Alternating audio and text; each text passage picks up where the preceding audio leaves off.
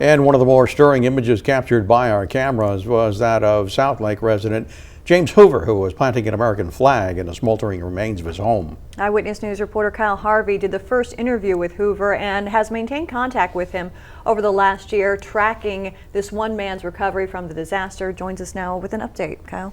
Yeah, you know, I just had a chance encounter with James on that first, really the second day of the fire. Just bumped into him as he was returning to his home for the first time, and he was a broken man then, but he was an easy man to root for. And I really enjoyed yesterday getting to go up there and see some of his successes for the first time.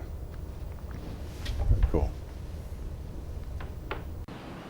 James and his fiancée Debbie moved into this rental home in May after nearly a year in an RV since the fire. It's not much, but it works good for now. They were more than grateful to the people that helped them throughout the last year, but in short, it's good to be back in a more permanent home with all its benefits. A full-size refrigerator. You can actually have room to put your food and stuff in. More than a couple days. Yeah, more than a couple drinks, and that's it. I mean, it really wasn't much. And a full-size shower, of course.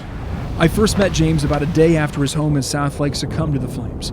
He was still coughing up smoke and fine debris when we'd met, as he would be doing for days after he'd left the burn scar. Took the oxygen right out of you.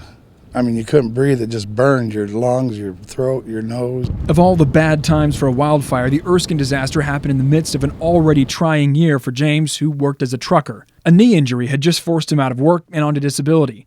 He'd scheduled a surgery but had to cancel it when the fire happened. On that day, James had just a matter of minutes to gather what he could and get out of the way.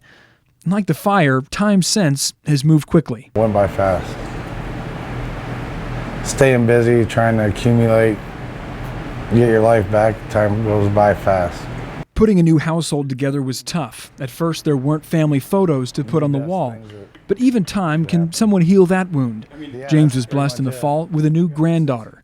Another victory, his daughter's school replaced her graduation pictures for free. After visiting James' home, we went back to his old street in South Lake a few miles away, finding a community on the mend, but that remains a checkerboard of temporary FEMA structures and vacant lots. And our neighbor there, Louise, obviously she's not coming back. There's a for sale sign there.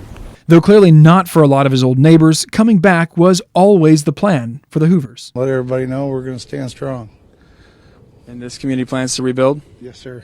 Now, you told that to me a year ago. You haven't changed your mind? No, I have not. But like so many others, James' situation is complicated.